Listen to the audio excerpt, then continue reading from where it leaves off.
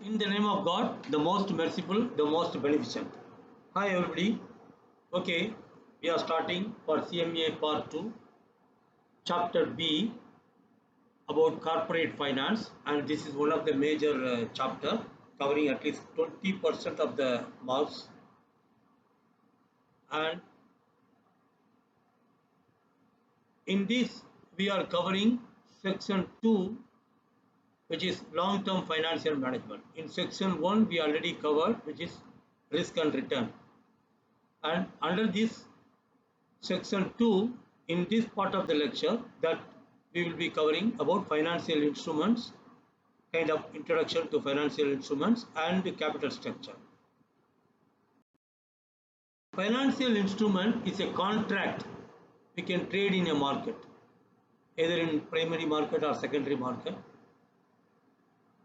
as it is evidence of a monetary transaction between two parties. One party being the investor, other party being the issuer, or it represents an asset for the investor as an investment for one party and a liability for the other, kind of obligation to the other party. Like for example, the corporations that issue shares or bonds, for them it is a liability, an obligation. And those who are buying those shares or bonds, and they are the investors. So they are the, for them it is an asset or an investment. So there are primary market and secondary markets, and we'll be discussing about all these financial instruments in detail in the next lectures. So we are talking about capital structure. The capital structure is how a company funds its overall operations and growth. We have already studied in the financial structures and of any corporations. The objective is maximizing the net worth of the company, and for that they need assets to do the business. They need the resources. Assets is the resources. It will have long-term as well as short-term resources. And how do they finance those resources is based on the capital structure. So capital structure is how a company funds its overall operations and growth. Generally, it is referred to the permanent long-term sources of financing that a company uses. Though working capital is also very important, and liquidity levels in the current operational period is also important, but when we talk about the capital structure, we are mainly meaning the permanent and long-term sources of financing. Actually, from the long-term sources of financing, we can generate also the working capital. So that is also things is that, and initially that we talk about the permanent and long-term sources of financing, and then in the working that we can get to know how we do, whether we take it from the external funds or from the internal funds, internal sources of financing. Financing involves obtaining the funding for an organization's assets for pursuing the firm's long-term objectives by obtaining debt or equity capital. So the long-term objectives. So, and how do we manage that? By obtaining debt or equity capital. So that is what the how are we going to optimize that balance of the debt and equity is the one that we are going to discuss in the capital structure study. Such sources of financing is structured as debt and equity. We know the debt to equity ratio is useful in determining the riskiness of a company's borrowing practices. That we have studied also earlier in the risk and return lecture. So, capital structure and cost of capital, when we discuss this, it is very important that we should understand also the cost of capital in order to maintain the capital structure. So that is very important point. The cost of capital typically encompasses the cost of both equity and debt. and it is weighted according to the company's preferred or existing capital structure, known as the weighted average cost of capital (WACC). A company's investment decisions for new projects should always generate a return that exceeds the firm's cost of the capital used to finance the project. Otherwise, the project will not generate a return for investor. Yes, it is very important. Supposing if we get a debt financing for a business and at the rate of let's say 6 or 8% cost of that financing, and our revenue generated also getting at the rate of 6 or 7 only, the same rate or very minimum plus or minus. So what is the fun in doing that business? Just getting the finance and doing that, and what is that fun? So that's why it should always generate a return that exceeds the firm's cost of the capital used to finance. Okay. So there are these various information, that concept, the viewpoints that we should keep in mind in while maintaining the cost of capital structure and cost of capital itself. And it's also part of the piece of information for the students to answer to many of the questions in the examinations. Okay, each points I put it in my presentations are valuable for your multiple choice questions or essay type of questions as your interpretation or comments or answers. A firm's target of optimal capital structure is consistent with that minimizes its weighted average cost of capital. So that should be very important. So how do you determine the optimal capital structure? So you have to be aware of the weighted average cost of capital. How can you minimize that? So accordingly, you have to take the structure, whether it is a debt financing or equity financing, you have to calculate that. Whether the debt financing cost and equity financing cost, what is that? Accordingly, that overall weighted average cost of capital should be minimum. So that is what your target. This requires a balancing of both debt and equity capital and their associated risk levels also. Risk also is very important.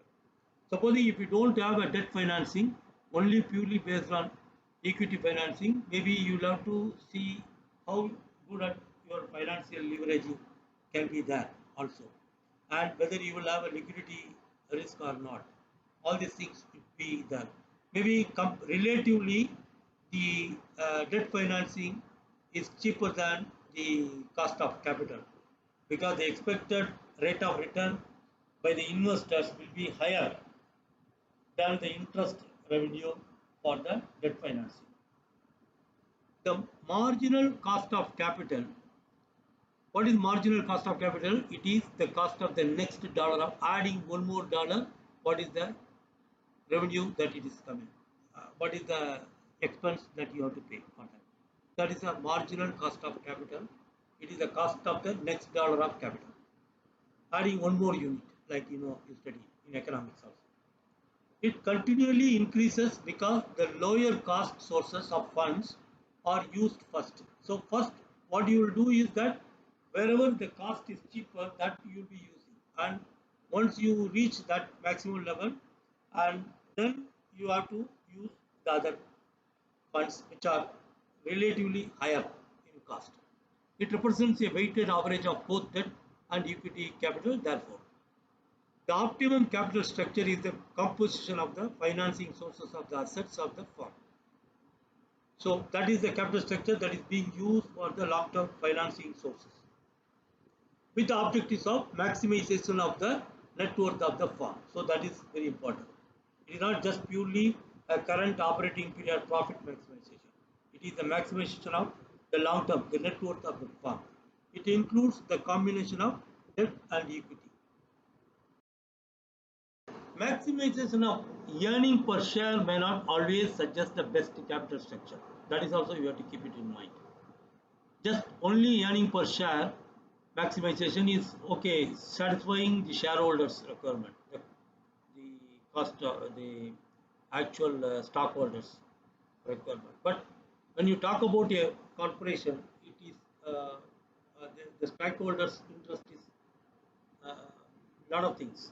So even the the credit worthiness, the ratings, credit ratings, and the net worth of the firm, all these things are important points of the stakeholders from the stakeholders' point of view. It is the maximization of the net worth of the firm from overall point of view of all the stakeholders of the firm. If the firm can earn more on debt capital than it pays in interest, debt financing may be an attractive thing and added strength to the capital structure, but that is not always the case. Minimizing the cost of equity may signify overly conservative management. So that is also there. If it is a conservative management, okay, they can see that minimizing cost of equity also an aspect. But overall, you have to take a balanced, optimal capital structure in view of maximization of the net worth of the firm, and while considering the weighted average cost of capital should be the minimum that is important. So the sources of permanent financing, that is the capital structure, okay, or the following three major categories are the sources of permanent financing.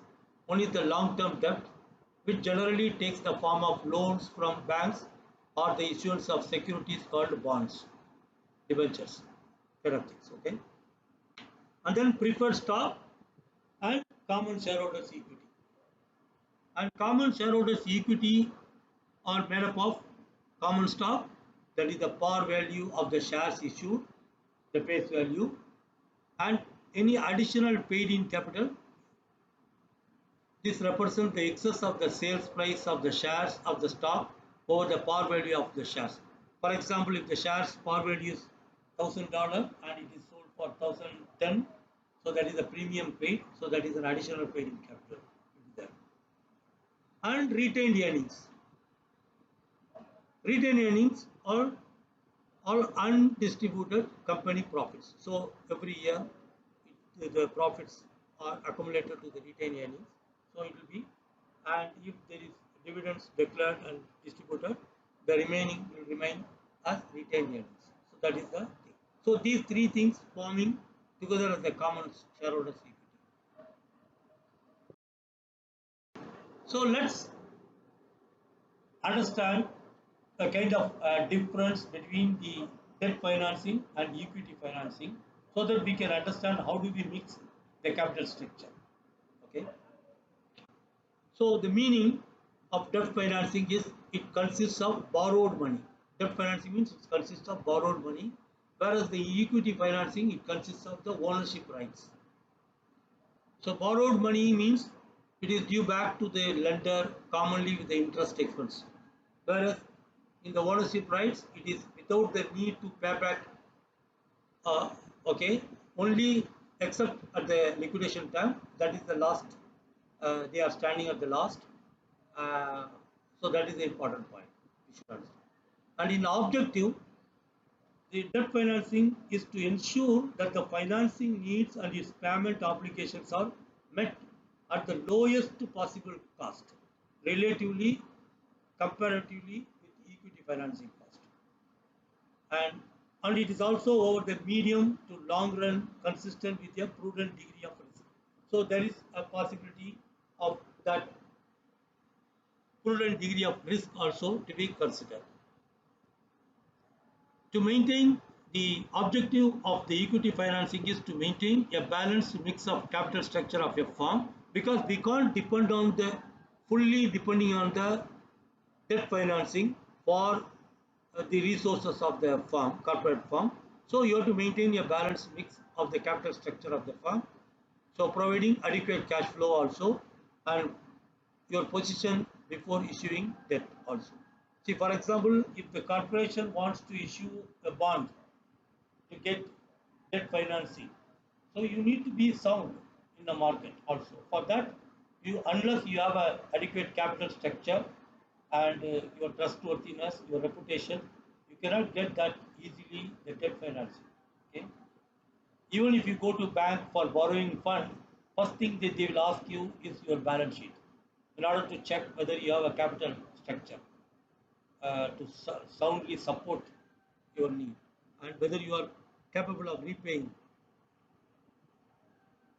So maintaining liquidity positions towards meeting its operational expenses and or for repayment of its debts as and when it falls due, and also tackle the future uncertainties, you need capital structure also.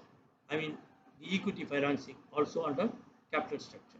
But how do you maintain the mixing is the one that you will have to concentrate on your study based on the minimizing the average capital structure, average cost of capital structure.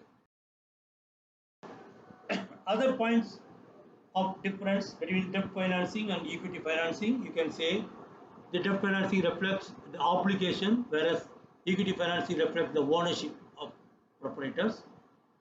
And for example, in the debt financing, you can say term loan, debentures, bonds, etc. And whereas in the equity financing, shares and stocks. And funds, it is borrowed, and here it is raised by the company by issuing shares and companies. Also, it includes the retained earnings, that is the company's own fund. I mean, it is the internal and the external fund. The raised by the company, the funds by stock raised by the company are external funds, and retained earnings are the internal own funds. And whereas the debt financing raised funds are external funds, but they are borrowed funds. And term, comparatively short term. Debt financing can be comparatively short term, while equity financing is long term. Until the company comes to liquidation, also you can consider that. And risk is less risk in the debt financing, and equity financing, it is high risk also. Okay, from the point of view of the investors, that also you have to consider that, because you never know that if that the future of the company and whether your share price will improve or not. But if the bonds and if it is a company worth good credit rating, and you are sure to get some periodical return of interest and all these things, it is less risk compared to equity financing. But the return is also less. That is also important. So return cost, you can say one side it is return, another side it is a cost for the company. So interesting, and interest payments are tax deductible for the corporations. Okay, but it has to be fixed periodically, and it is a regular payments for the debt financing. Whereas dividend, it is variable and irregular. It is need of, supposing if you don't have profit or don't have cash flow, you may withhold that declaring dividends and all these things for the future year, future period, and you can declare variable rate of dividend percentage. So that is also possible. Collateral, essential to secure loans. So you can get the debt financing from secured or unsecured, but it is essential to secure the loans. But funds can be raised otherwise also. That is okay. But for equity financing, not required this kind of collateral. And need for capital funds, we know that every firm has the need to raise capital in order to finance the necessary purchase of assets. I mean, resourcing the assets. Okay, such as inventories, manufacturing plants to run its business, everything we need. While smaller amounts of financing are available from short-term sources for business operating funds, such as your inventory turnover can generate funds, and your short-term working capital needs can be generated. And but larger amounts of capital are of more permanent or long-term nature. In contrast to the working capital area, the capital structure relates to the permanent financing that the firm has, that is the long term. The sources of permanent financing may be broken down into external and internal sources. So we have to study now how do we get this permanent financing, and from the external funds as well as from the internal funds.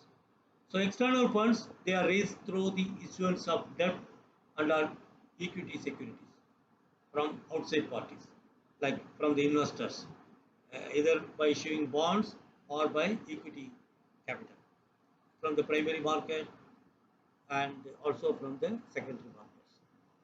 But internal funds are available from current profits and retained earnings. So that is the internal funds. Because within the company it is there, so it is used. And external funds are like loans from another party. It is exactly like that. Okay. You can't put both debt financing and equity securities to the same term like borrowed funds, but it is kind of liability areas of concern. Okay, so like loans from another party, the company will need to pay interest or dividend for its use. For the shareholders, they have to pay. That is that. But these are the retained earnings of the company. There is no specific cost for its use. You can't say there is a zero cost for the retained earnings. There is definitely there is a cost involved, but there is no specific cost like comparably that for the debt financing you pay interest and for equity financing you pay some dividends. Okay. The three main sources are of the external funds are long-term debt, preferred stock, and common stock. We had seen earlier, and we are going to see in detail. And this is the purpose of this part two. And retained earnings do not have a cash outlay. Okay, let's see this question. When calculating the cost of capital, the cost assigned to retained earnings should be whether it is a zero or lower than the cost of external common equity or equal to the cost of external common equity, higher than the cost of external common equity. So the right answer is option B, which is lower than the cost of external common equity. Let's analyze why it is not zero. Because answer A, which is 0, is incorrect as there is a rate of return that the shareholder would expect from equity capital. And when we mean the equity capital, there is a rate of return, the retained earnings also part of the equity capital, equity portion. So if you see your balance sheet, you have liability and then equity. Under the equity, you have paid up capital, additional capital, and then the retained earnings. So that is the combined together is the equity. So if the shareholders' expectation is always because the retained earnings are their fund only, it is due to them only. If you declare a dividend, it is taken from the retained earnings only. So they always read, though even though it is used as an internal financing for to meet the resources, to meet the assets, but it has a cost of that, but relatively cheaper. That's the idea. So it is lower than the cost of external common equity is correct answer. Okay, because within the equity, external common equity have its relatively higher cost, higher expectation. Okay, and option C, Y, and D are not correct because the cost of retained earnings are always less costlier than the external equity capital fund. So that we have seen that. Okay, now taking the three main sources of external funds like long-term debt, preferred stock, and common stock, let's understand the difference among them. And by this, we can also understand the characteristic of each item. So long-term debt generally takes the form of either loans from banks or the issuance of securities called bonds. Most companies simply sell more long-term debts, bonds, in order to settle the maturing one. These debts are rolling over but not of permanent nature, meaning that each company they have a long-term debt like maybe 5 year, 10 year like that. But when that new maturity date arrives, then they have to go for another financing, similar kind. So it will be rolled over like that. Preferred stock, that is also a source of capital, is by issuance of security with characteristics that make it a hybrid of bonds and common stock. When we read about what is common stock, let's understand what is common stock first and then we come back to preferred stock, because common stock includes the par value of the shares, the equity shares that issued in the market, that is the common stocks, and additional paid in capital. So supposing if the investors are given with a, have to be purchasing that with premium rate, so the company will have the par value, the overall, the total number of shares multiplied by the par value, that is the common stocks value, plus the additional paid up capital, that is the premium, by way of premium and other things. It represents the excess of the sale price of the shares of the stock over the par value of the shares. But whereas the preferred stock that have some preference, some kind of preference over common stock, which we will be studying it later. So therefore, it is differently taken. There is a kind of difference is there. Okay, so that is the thing. The preferred stock, maybe the rate of dividend will be fixed. It is unlike for the common stock. Okay. So the dividends of preferred stock are percentage of the par value of the share. Unlike shares in that the dividend does not need to be paid every year. So that is the important things. What is another important difference between the common stock and preferred stock? So though the on a year, if there is no enough profit to declare dividend, so both we need not pay the dividend for the even for the preferred stock and as well as for common stock. But when the successive year, when you get the profit, you have to pay in arrears to the preferred stock. But that need not be for the common stockholders. So that kind of things are there.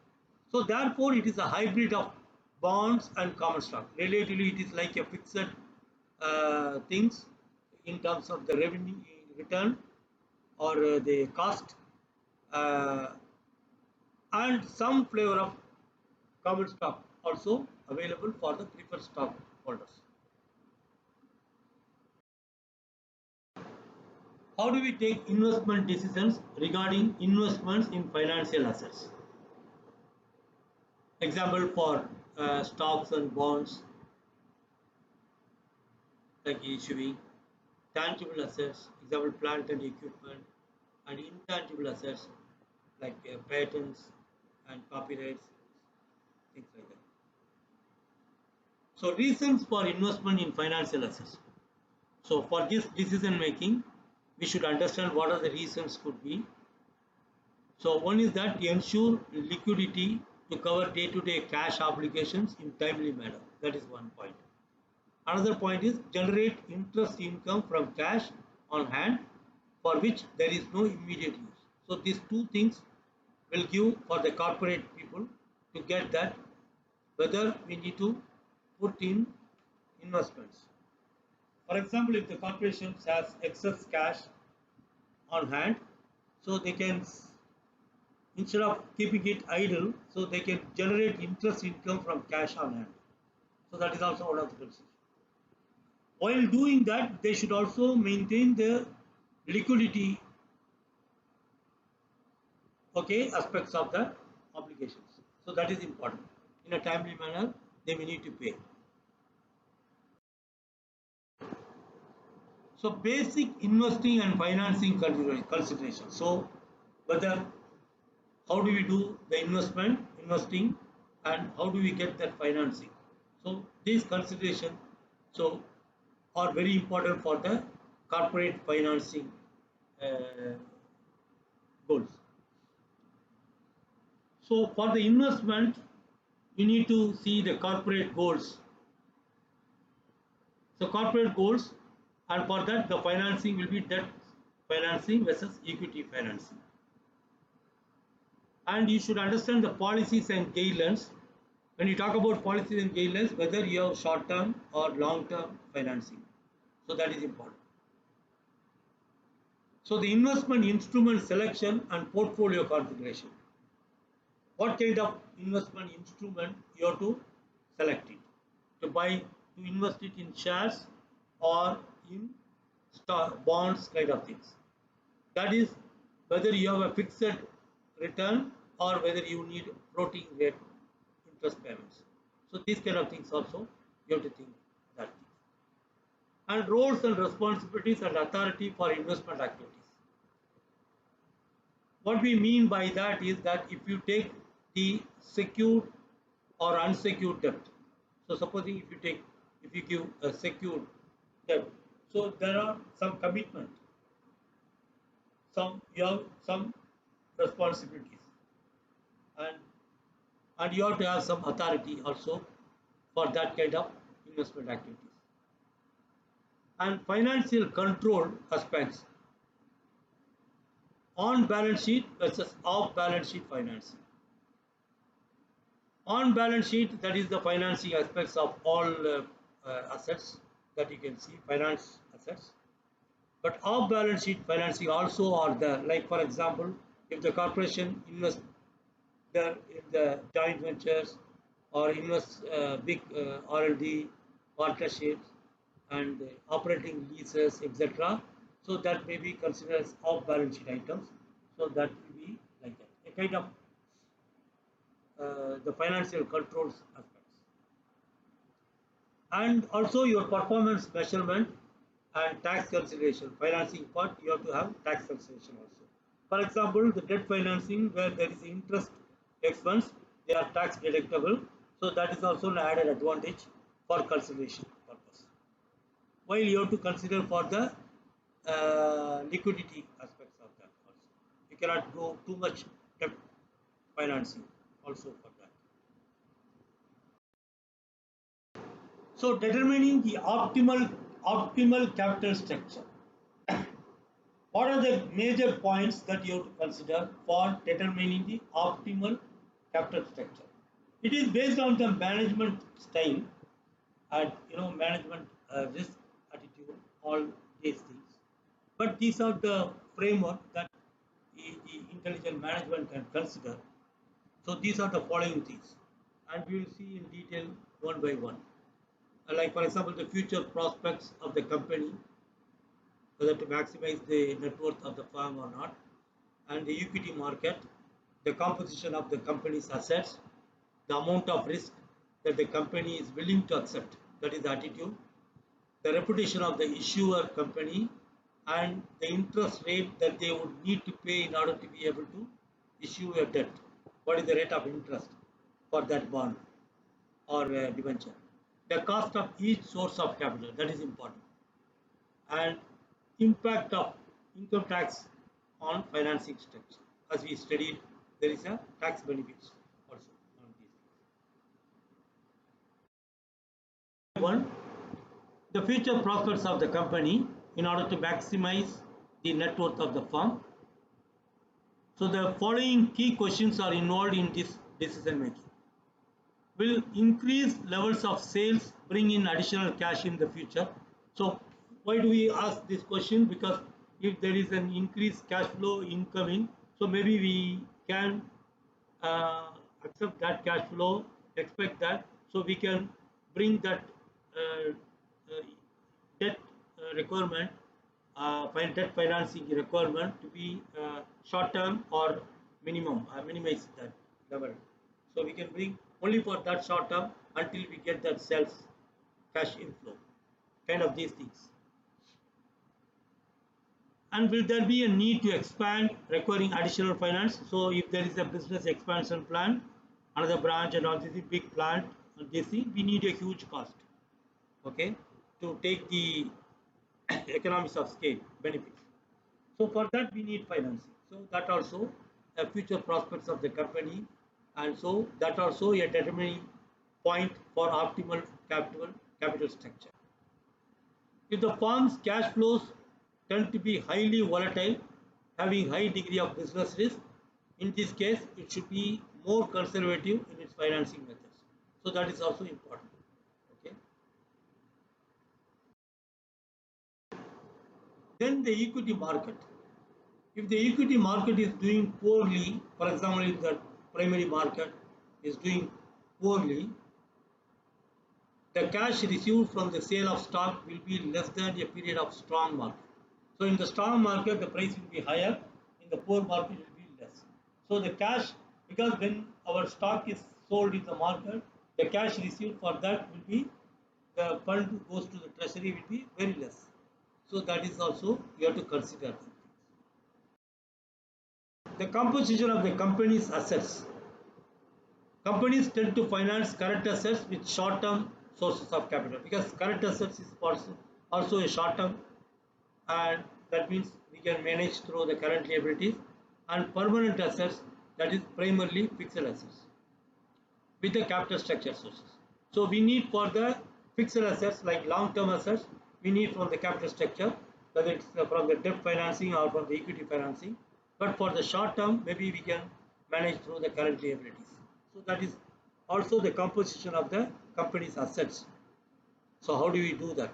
Because how your balance sheet assets structure is managed. How that is the current assets to the non-current assets. Therefore, if the firm anticipates higher investment in fixed assets, also called property, plant and equipment, it will require higher levels of capital from permanent sources. That is the idea. And the amount of risk that the company is willing to accept, that is the risk attitude. So debt sources are inherently more risky to the firm than equity sources. Why? Because if there is too much debt and in times of crisis, and you need to pay even if you don't earn the interest income and also repayment of debt. Also, you have to consider your ongoing operating expenses also. For that, you need again fund. So maybe you have to go for that. Your reputation will go down. So there is a higher risk than to equity sources of funds. Because equity sources of funds, you don't have that kind of obligation to pay. There is no time pressure also. Okay, so that is the point that you have to consider from the risk point of view. Of course, the cost of capital is cheaper in the debt financing compared to equity financing, because the return on that is cheaper, but risk is higher. That is the important thing. The reputation of the issuer company and the interest rate that they would need to pay in order to be able to issue debt. This addresses the perceived risk of the company. The greater the risk, the higher the rate of interest the company will be forced to pay.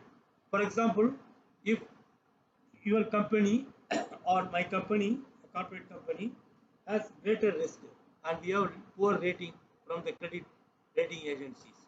So that means the investors viewing our company at a greater risk. So unless I am able to pay higher rate of interest to my debenture or bonds like that, so investors are not going to come to buy them. So that is the idea. The greater the risk, the higher the rate of interest the company will be forced to pay, and it will be more expensive. Therefore, if I pay higher interest, that is more expensive for me also. The cost of each source of capital, that is to be calculated also. The cost of debt financing for each type of instrument, what is the rate of interest, and that accordingly we have to calculate, and also the cost of equity structure including market impact. So the cost of equity can be taken from the market rate, from the market price of the share also you can get that thing.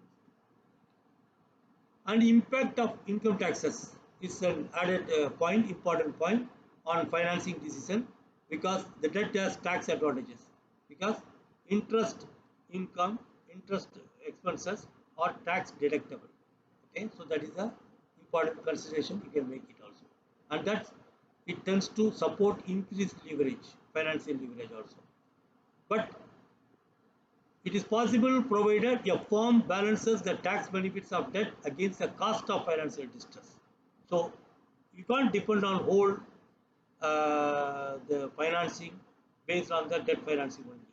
So because the financial distress situation also you have to see. Okay, one multiple choice question based on CMA, CPA adapted.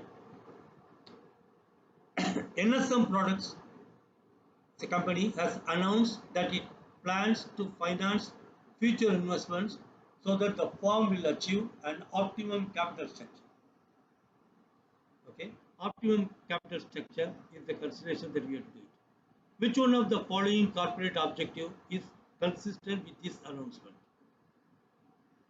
Which objective will be inconsistent with the optimum capital structure objective? So that is the idea. So whether to maximize earnings per share or minimize the cost of debt or maximize the net worth of the firm or minimize the cost of equity.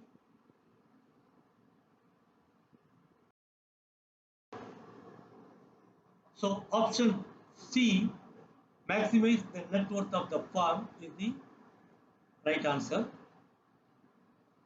For most firms, the optimum structure includes a combination of debt and equity. Debt is cheaper than equity, but excessive use of debt increases the firm's risk and drives up the weighted average cost of capital. Why option A is not correct? Because earning per share alone may not always suggest the optimal capital structure. Okay, because there are other stakeholders of the firm whose interest also to be maintained. So therefore, option A is not correct. Option B also not correct because minimize the cost of debt, because the minimization of the debt cost may not be optimal.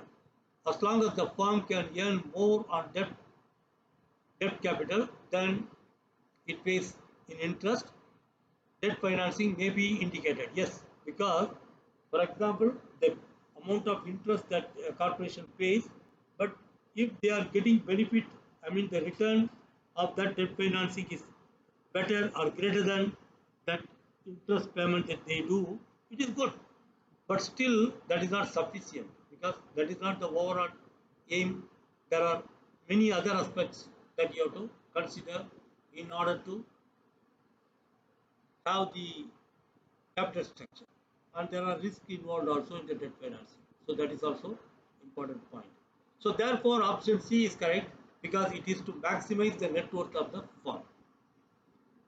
And why option D is not correct? Because they minimize the cost of equity. Okay, the minimizing the cost of equity may signify overly conservative management. Only those who are not having uh, who's, uh, who are a risk aversion attitude type, so they are having a consistent conservative management. So not even consistent, but they are very conservative type. They don't want more profit. So they cannot achieve, they are not interested in maximize the net worth of the firm. Okay. So it is only just to doing the cost, the minimizing the cost of the equity. So what is the fun in doing that in the business? So that is why the optimal capital structure has to go with the objective of maximizing the net worth of the firm. So how do we trade off? So let's understand the trade-off theory on capital structure. Optimal capital structure involves a trade-off between the benefit of debt due to the interest tax shelter and the cost of debt due to financial distress and agency cost. So you have to one side there is a benefit because of the tax bracket available for the interest tax shelter and also relatively cheaper. On the other side, there is a financial distress, liquidity crisis, and all other things. Plus, there are some agency costs also involved on that. What is the financial distress? Because it refers to any general weakening in a company's financial condition caused by issuing too much debt. Too much debt will lead to bankruptcy. It is the extreme case of financial distress. Okay, liquidity crisis. In especially when there is a systematic risk like market economy is down and you cannot generate income from the business, and but you still you have to meet the obligations of debt financing. So that is the financial distress. You have to see that things. So you have to balance it. You have to trade off between these two things.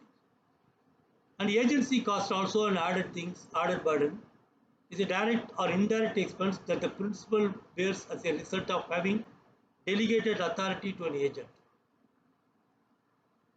An agent can be like, for the person authorized to act on behalf of another. That means even the management of the corporation or the agent. Okay, or some bankers can also be like they are the agents. Okay, and they will have some duty or service on this managing this bonds and all this, because if a corporation, we will study in later in the next lecture, when if you want to issue, if your corporation want to issue bonds, any kind of debentures, it has to be done administered through trustees are like a third parties appointed by your corporations, so there is a cost involved on that, so that is also you have to consider these things. Valuation. Valuation is the process that links risk and return to estimate the worth of an asset of a company. So you can valuation is your stock valuation, or maybe your company on the whole you can value. So the related value concepts are like a going concern value, liquidation value per share, book value per share of common stock, market value, intrinsic value, and let's see in brief about these things. Going concern value. It is also referred as value in use. Depends on the ability to generate future profits and cash flows rather than balance sheet assets. So it is value in use.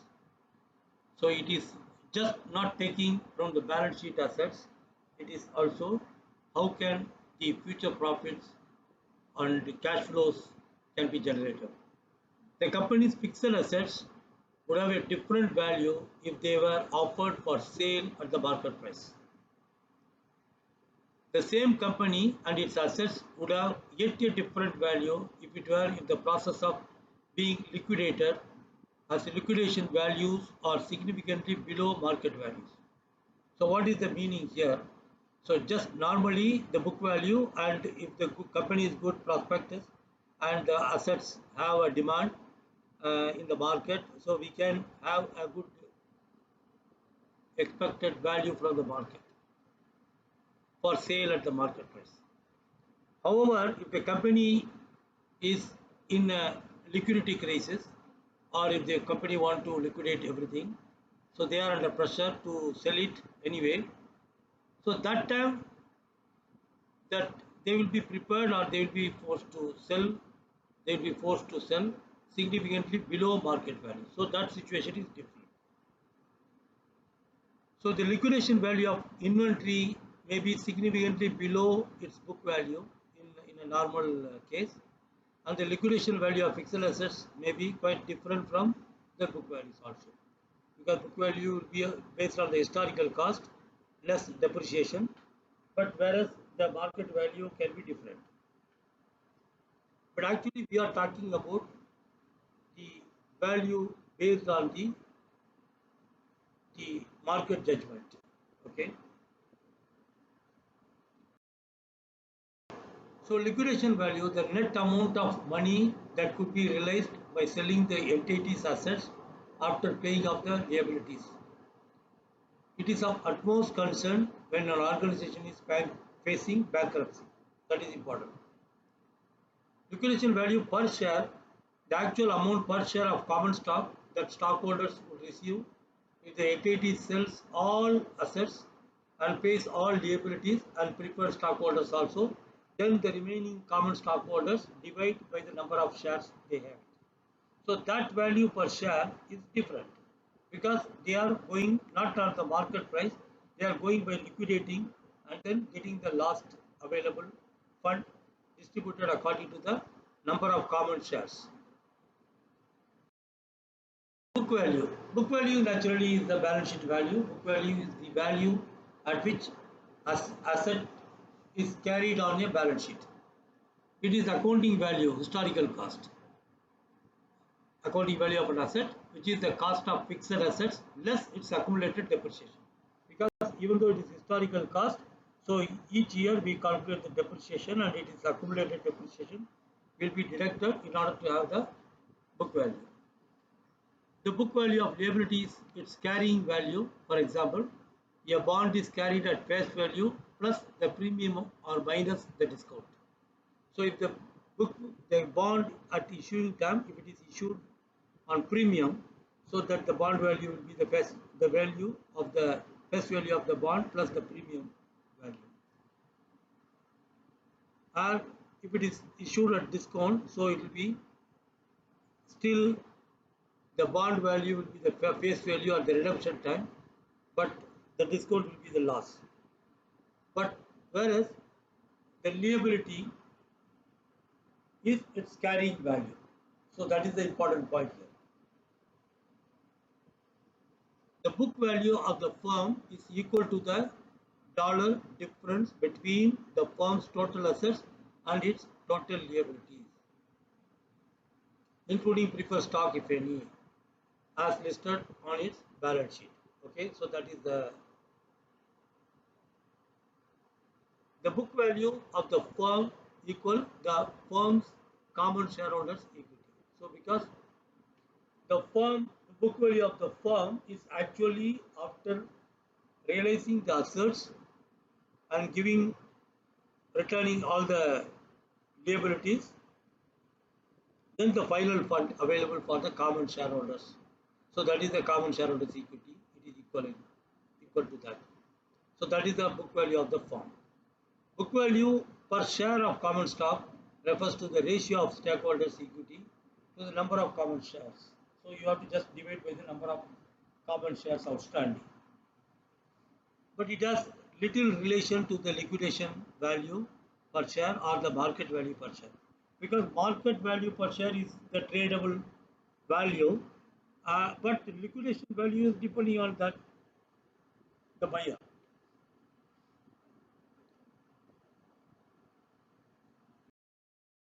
Market value is the market price at which investors buy or sell an asset at a given time.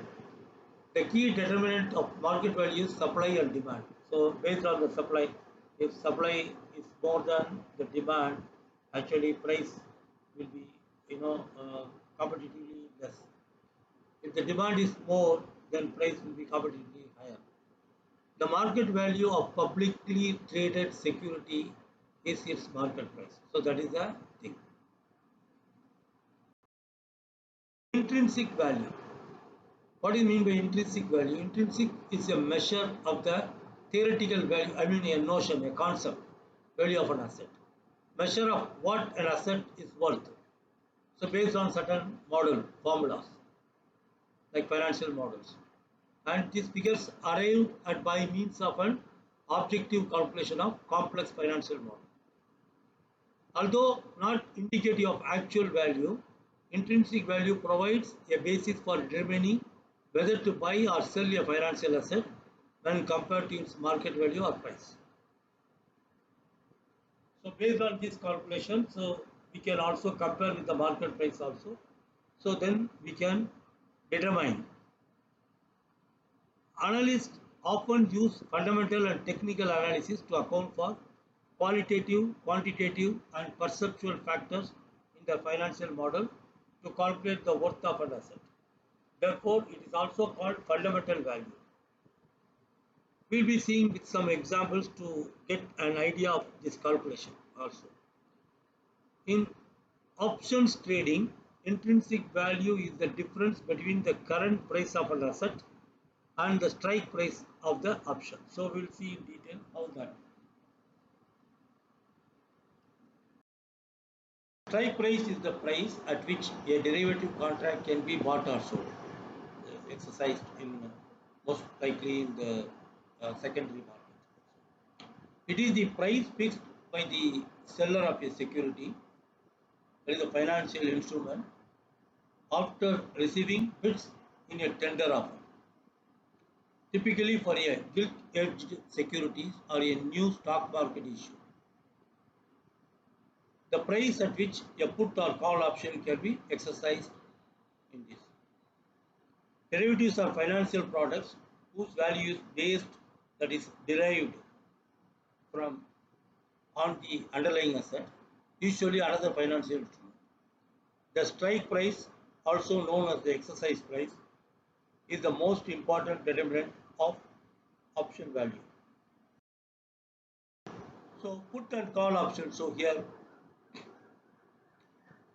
So from the concept point of view, future transactions refers to the transaction in which trader buys some goods at predetermined price at some predetermined date. So these are the future transactions. Even the price determine about the future price and even the time also. But it will be specific time. But the price determined, but actual price may be unknown. So that's a risk in this. Options is the right, that is not an obligation. So if you want, you exercise, you use that option. That is the thing, but not an obligation. But you'll have to pay a premium for getting this option. That's the thing. So you can perform a specific transaction at specified date on specific terms. It has wide applicability and can be linked to variety of assets. So there are put options and call options. Put options are like selling and call options are like buying. Gives right to sell underlying asset at specified price on or before specified date is put option, and options, that is giving rights to buy underlying asset at specified price on or before specified date is call option. So put option increases in its value when underlying securities value decreases. Why? Because the underlying securities they are selling actually. So the underlying securities values are decreasing. So there is when it is option, put options are there. So it is good for them. The put options. So it will be increasing. The option decreases in its value when underlying securities value increases. So when the underlying securities values are increasing already, so nobody is willing to use that put option. So because they can get it in the open market, fresh market, to sold it as against cash immediately, because the prices are already increased. So that's the idea. Call options are also the same like this. The option increases in its value when underlying securities value increases. Because buying, when the underlying securities value are already increasing, but we have call option, so which price is lesser than that, so it is better for them. So they will start using that call options. So that price will be increasing. So vice versa is the when it is decreasing in its value.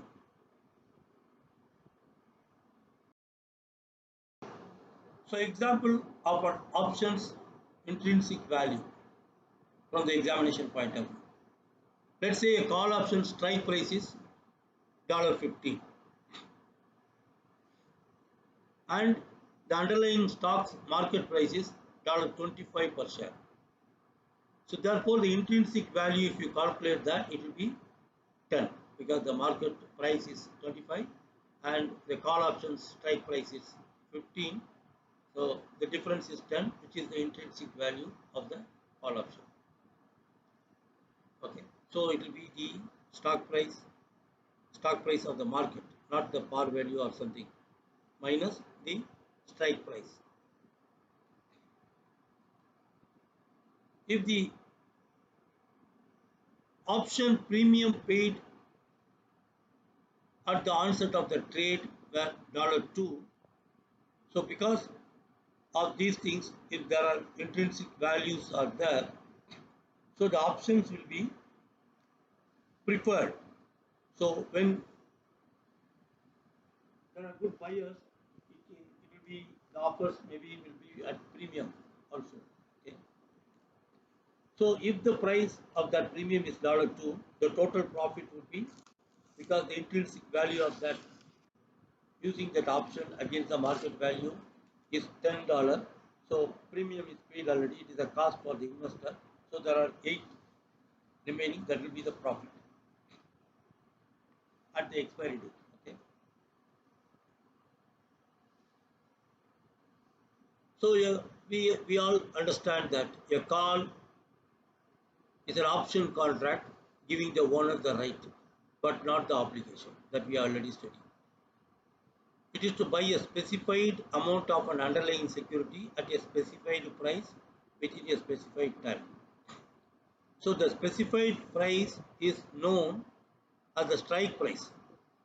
So at that price, that will be the seller fixing that. The bidders bidding will be various prices. At one particular price, the seller fixed that. That is called the strike price. And that time, the option can be exercised, or because it is not an obligation, it is a right only to exercise that time within that time.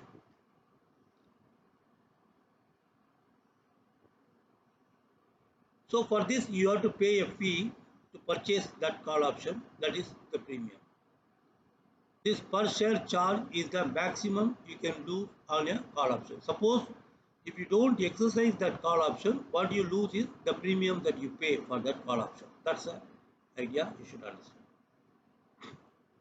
So if you hold that call option, you are not obligated to buy that. So you pay that premium for that getting that call options, and when in intrinsic value is good, you exercise that, otherwise not. Okay, so you lose only the premium money that you paid. So therefore these call options or put options both are exercised in speculative market. Okay, so that is the idea of that.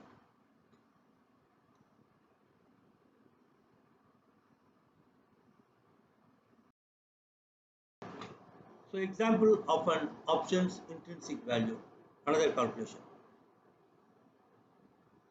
Let's say an investor purchases a put option with a strike price of $20 for a $5 premium when the underlying stock was trading at 16 only. So the intrinsic value of the put option would be to calculate. So it will be, because the strike price is 20 and subtracting the market price which is 16, you get $4 in the money, but you pay the premium.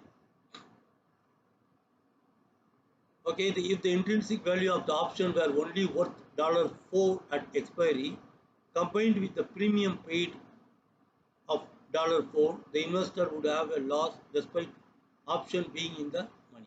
That is the idea. Because you pay premium 5, but actually the intrinsic value is $4 only.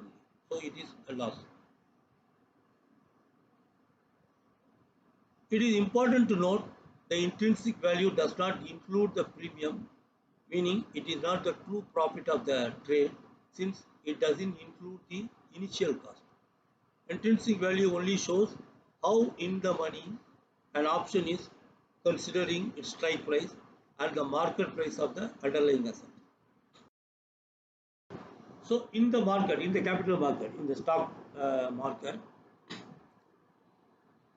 the primary market is concerned with the provision of new funds for capital investments through. So there are primary market and secondary markets and all these things. So what are concerned with the primary market is the question here. So the provision of new funds for capital investment through, there are 4 options: new issues of bond and stock securities, or exchanges of existing bond and stock securities, the sale of forward or future commodities contracts, the new issues of bond and stock securities, and the exchanges of existing bonds and stock securities. The right answer is the new issues of bond and securities, stock securities. Why? Because the other things are the like exchange of existing bond, and when it is existing, they are traded in secondary market. So that is the idea you should understand. The primary market is a market for new stocks and bonds. In this market, wherein investment money flows directly to the issuer, securities are initially sold by investment bankers who purchase them from issuers and sell them through an underwriting group. Later transactions occur on securities exchanges or other markets. So there are securities exchanges like secondary markets and all.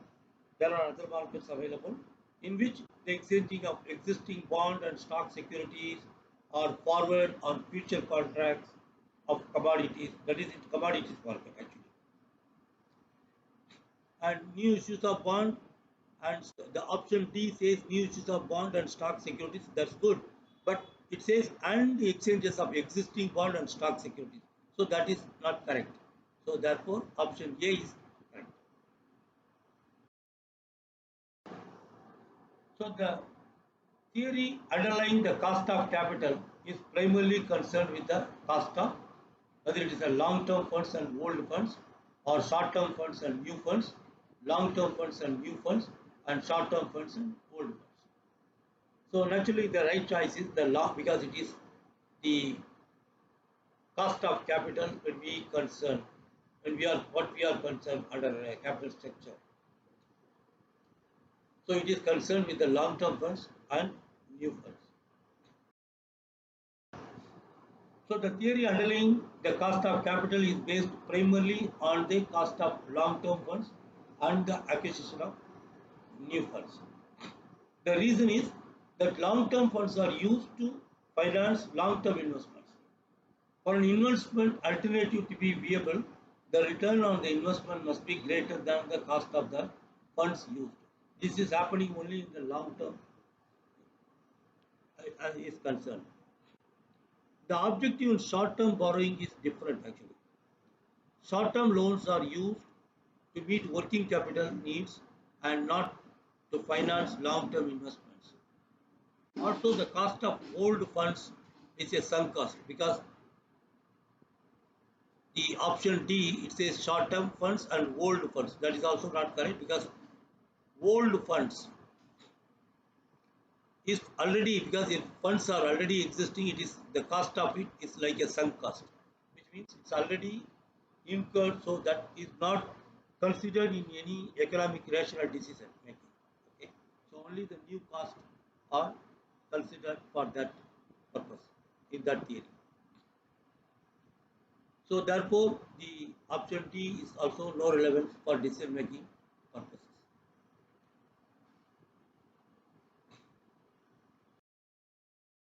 Thank you. We will continue to study about bonds as a next lecture. That is the second set of this lecture for the chapter B, section 2, and then we'll continue about stocks after a short break. Thank you very much. Ella Polam,